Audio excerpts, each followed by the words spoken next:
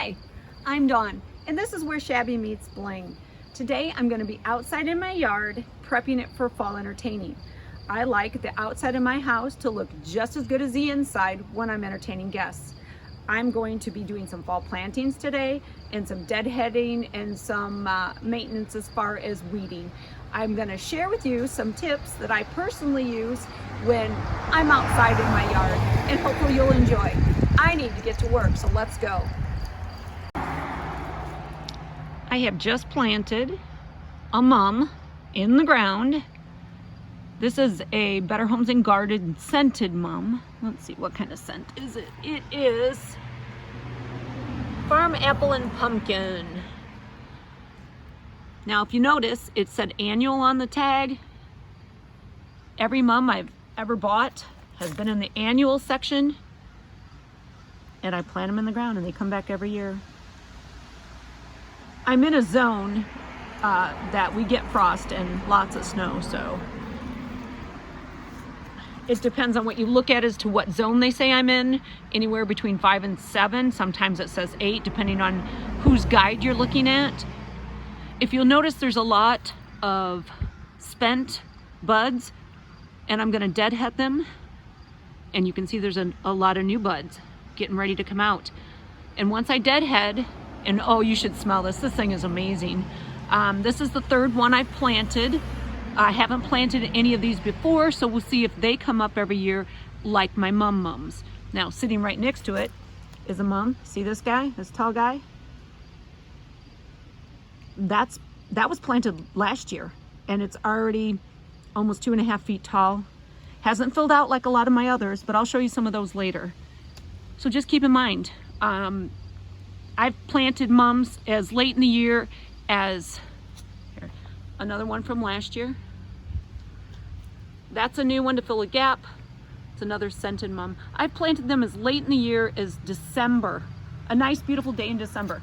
This here, that one, that's from last year. The ones from 3 and 4 years ago are just ginormous. I have not done any mulch in this section yet because it's relatively new, and I'm just getting this area in front of my house ready for fall.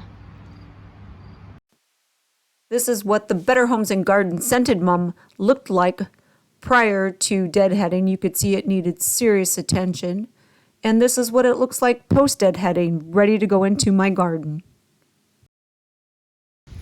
This is a mum that I bought very early in the season for one of our vendor shows, and her main blooms are spent, so I am deadheading this, and this will also go in the ground to fill a gap near my other mums. It's very important to deadhead. It's time consuming, but it's very rewarding when you see new blooms come out for the rest of the year, even through late November, early December. And once again, I'm in a, we get winter here. We are in the northern part of Illinois. So people need to know that when you buy a mum, it can't always be, or doesn't need to be, one and done. Buy it, stick it in a pot for the season, and throw it in the trash after the fact. And if you don't want to plant it, give it to a friend. Give it to a friend that has a garden or a lot of yard. They'll appreciate it. So just know that they have value post whatever season you're decorating for now. So deadhead. So these are allium.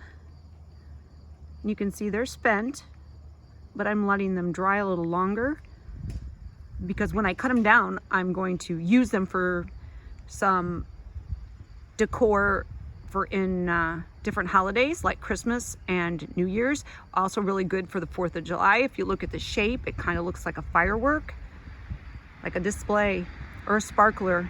So if you have allium,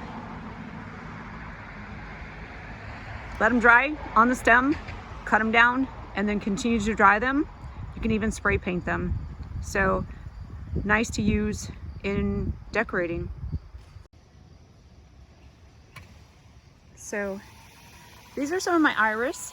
I have quite a few, and as anybody that has iris knows, they spread and spread fast. So you divide them out and put them in other areas, give them to friends. But as you can see, as in the fall they turn brown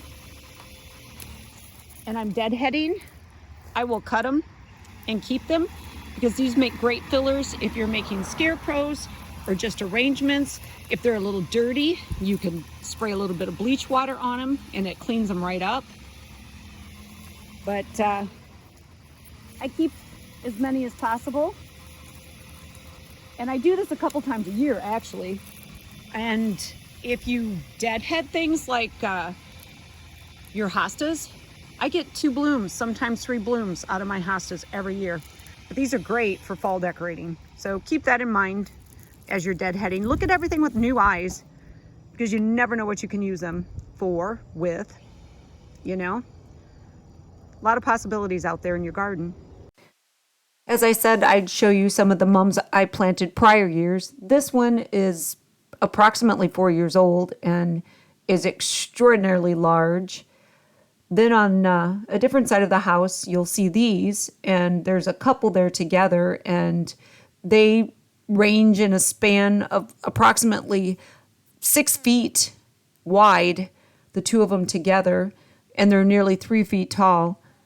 And these are 3 years old, I believe, but it just shows you that when you plant them, they come back. Every once in a while, you may get one that doesn't, but as a rule, they are called hardy mums. At least they were called hardy mums. Now they're called annual mums or holiday mums. So just try planting them. I think you'll be surprised at what you get. So here we are. I am totally done deadheading and done with my weeding, and I am ready to start to decorate for fall.